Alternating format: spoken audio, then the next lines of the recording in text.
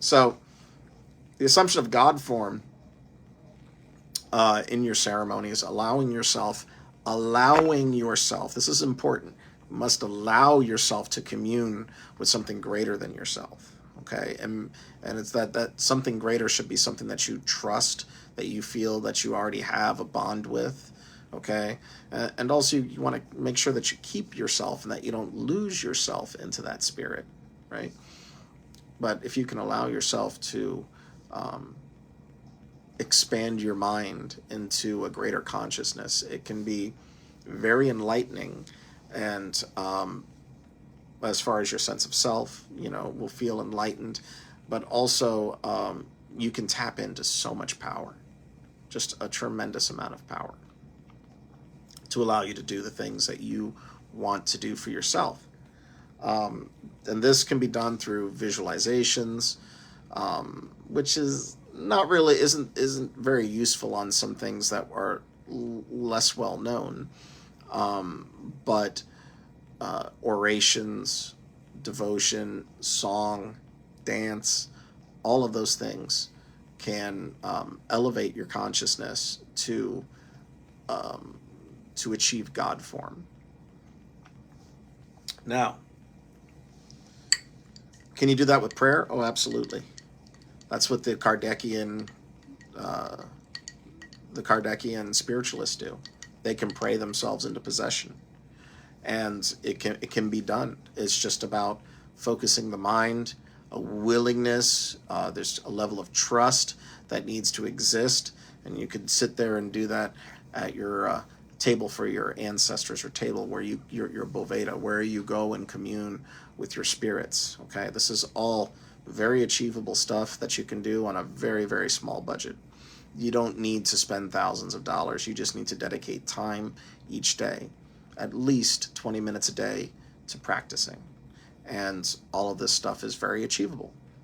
It is not mysterious, not by any means. It's not terribly difficult. To some people it will come naturally. To others, they're going to need to work at it. Some people will be better at certain things than others. Some people might be really good at visualizing. Some might have an easier time trying to focus than others. Some people can dissociate and leave their body at will. Everybody's a little bit different. I haven't met anyone that was good at all of them, but generally what they were good at, if they were wise, they worked really hard at that thing to be the best. But whatever you do, you need to practice every day, at least 20 minutes a day. Better if you can do 40 minutes a day and split that up into morning and night. To do these practices without a goal, but rather the goal being to just be good at visualizing, to be good at whatever it is you're trying to do. Okay, rather than go some lofty, obscure spiritual reason. And when I mean being good at it, I mean being good for its own sake, not so you can be like, yeah, you've never heard anyone vibrate Hebrew letters at me and then start reciting the alphabet, because you're just a nard. You're just a nard. I don't know what to tell you, dude. No one cares if you can astral project. No one cares, if you can recite all the 72 angels of the Shem. No one cares if you've memorized a bunch of psalms. Nobody cares. I've had people literally brag to me about all the psalms and prayers that they memorized.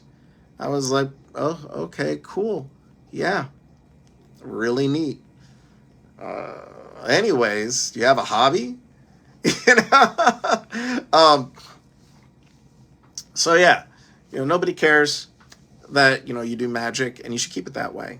Nobody needs to know. You want to be effectual in your life, you don't need to tell everyone you do magic. Yeah, I do magic, guys. And they're like, you mean the card game? And they're like, no, I dress in robes. And they're like, oh, you live in your mom's basement. Trust me, no one's going to be impressed. Doesn't mean you need to concern yourself with hiding it. You don't need to hide your stuff when, if you have an altar. I don't see any reason to hide it when people come over. You shouldn't be ashamed of it. But it's just like if someone has a hobby and they're telling you about it and you realize you really don't care about their hobby, and that it probably would have been better if they never started talking about it. Like, oh, okay, yeah, that's cool. That's pretty much what you do when you impose your interest on other people. And some people might be offended by the fact that you do magic. Okay? And that can be a problem because they'll start blaming you for every little problem that happens in their life. Believe me, that can happen.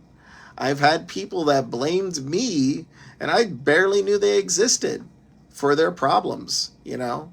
So it's better to keep this stuff kind of private if you can, if it's at all possible. It also makes it way more effectual, just in general, the less people know about what you do. So, when is prayer a better option for ceremony? All right, prayer, like a rosary, is a great option for ceremony when you have very little space. Like maybe your situation is you're just renting a room, and you have other roommates, and you can't be vibrating all the names of God every day. Okay, you can't do that. So I would recommend you that you get a rosary. And the reason why the rosary is good, like I've also practiced the Jesus prayer quite a bit. Lord Jesus Christ, Son of God, be merciful. Have mercy on me, a sinner. Okay, that's a really good prayer. Lord Jesus Christ, Son of God, have mercy on me, a sinner. It's a great prayer. Okay, it's a great meditation. Had some very profound experiences, but from a practical standpoint, the rosary is a bit more appealing. It gives you places where you can inject like your will, your intent. And also, if someone sees you praying the rosary, they'll go, oh, you're Catholic, and they won't want to ask you any more questions. They won't want to know anything else. Like, oh, you're Catholic. Oh, I don't want to know. I might find out that I'm wrong about something. So rosaries are great, and they're very innocuous. Someone finds it.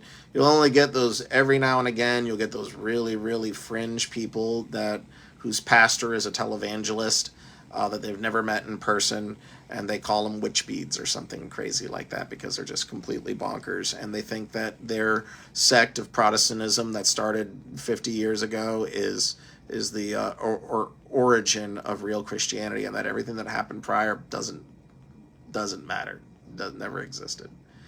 I had a kid tell me the other day that when I said, oh, that I was grew up Catholic and whatnot, and I was like, yeah, Catholic is Catholic or Orthodox, that's like the root of Christianity. And he goes, no, it's not. I was confused. I'm like, what do you mean? He goes, Mormonism is the root. Mormonism came first. And I was like, oh, okay, cool, yeah. Kind of awkward conversation after that, but that's neither here nor there. So yeah, get yourself a rosary if you don't have privacy. You don't need to light candles when you pray the rosary. I would recommend that you have a glass of water. And here's something I want to say. People that have read my blog, and they're living in a situation where they are either unable to or not comfortable with lighting candles because of children, pets, or roommates, or what have you, family members. Have a glass of water. You can have it can be any style glass, and just set it in the room, and if anyone asks, hey, that's just your drinking water, and set it there, and you can use that if that's all you can afford to make that your working space. Okay, and then you have that glass of water there. You acknowledge your ancestors with it. Just pour a drop of water on the ground. This is for the spirits of my family, mother's side, father's side, and then pray. That's all you have to do. You don't need to worry if you can't afford Kabbalah oil to pray Psalms. That's fine. That same water that you use to pour on the floor, just dip your fingers in it and anoint the Psalm after you've poured your libations. Okay.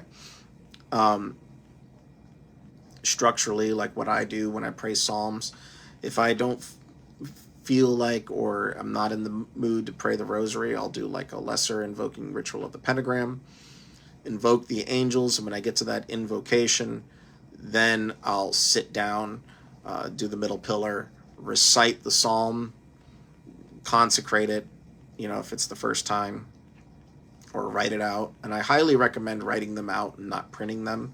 You can print them if you don't have the time, or if you have a reason that prevents you from writing them out. whatever it might be. You can print the psalm up on a piece of fresh parchment paper and fold that up and keep it with you. But I do recommend writing it when you can. And don't be ashamed of your handwriting. If you run out of room on the paper, turn it 90 degrees, continue writing it. You run out again, turn it another 90 degrees, continue writing it, and just keep turning the paper 90 degrees until you've written out the whole psalm. Okay? It's that simple. You don't need to sit there and go, oh no, I need a really big piece of paper. This is a long psalm. You write it, top to bottom, turn the page, write it again, write again, write again. If you have to rotate that paper and you can't even understand it's a blur of ink, that's fine, because you wrote out the psalm. And then on the reverse side of that piece of paper that you wrote the psalm on, you write out your intent, what you're trying to accomplish. You write the passphrase, whatever it is, in the name of Yahweh, by the power of El, Elohim Ameth, I come to you, Re'el, so that you will return my enemy's wrath to them with prejudice. Boom. Fold up the paper, anoint it with, if you don't have Kabbalah oil, can't afford Kabbalah oil, don't have any holy water, don't know what to use, dip your hand in the water that you presented for your ancestors, and draw a little plus sign like cross on that, and keep it with you. Works great. You can do all sorts of stuff like that in a pinch. You don't need all the right ingredients. You just have to understand what you're doing. Okay. Now, if you're looking to get like more mileage out of the Psalms, like you've seen results, but you're looking to get more, then I would recommend that you get some Kabbalah oil. I use it myself. When I pray, I put Kabbalah oil on myself. I've got a big bottle of the stuff. Whenever I pray, I anoint myself with Kabbalah oil, start praying. It just gets me there all that quicker, gives me a little bit more juju, a little bit more gas to achieve my goals. So stuff is good. And it's the same with the 7 strong men. I use the 7 strong men because it's like juju in a bottle.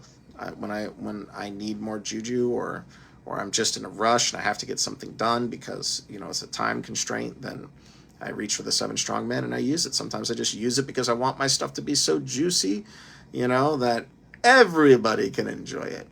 So, all those things are great. But are they necessary to get results? Absolutely not. Absolutely not. What will get you results is consistent practice. Okay. Stop hopping around from exercise to exercise, because that you'll never really get anywhere important. If all you can afford to do as an exercise daily is to sit quietly and meditate, then learn how to be the stillest sitter that more than you could ever imagine. One of the first best practices that you could do if you're learning how to meditate is just sitting perfectly still, not moving a muscle, other than just breathing. That you don't scratch your face, you don't sniffle, you don't rub your eyes, you just sit unmoving.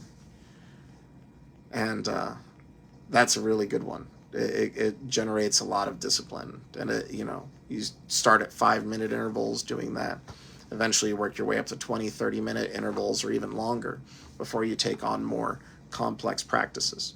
It's a very, very good one. The effect that it has on your mind, it's overall calming.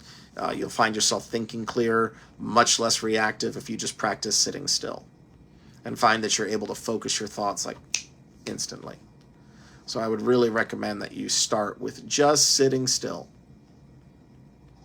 And then once you've mastered the just sitting still, you combine that with doing the middle pillar, and you're able to just sit still and vibe, and you're not itching or moving your leg or wiggling your toes or anything. You're going to feel a whole lot more, and it's going to open you up to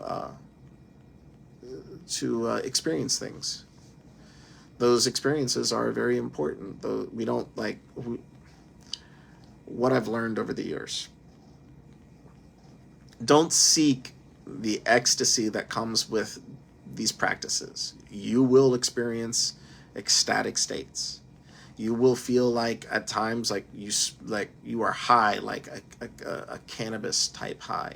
You might have times where you feel like you're on ecstasy, where like just the wind blowing across you is just, you feel it across every hair, every fiber of your being is feeling bliss, and at the same time you're full of energy. That will happen.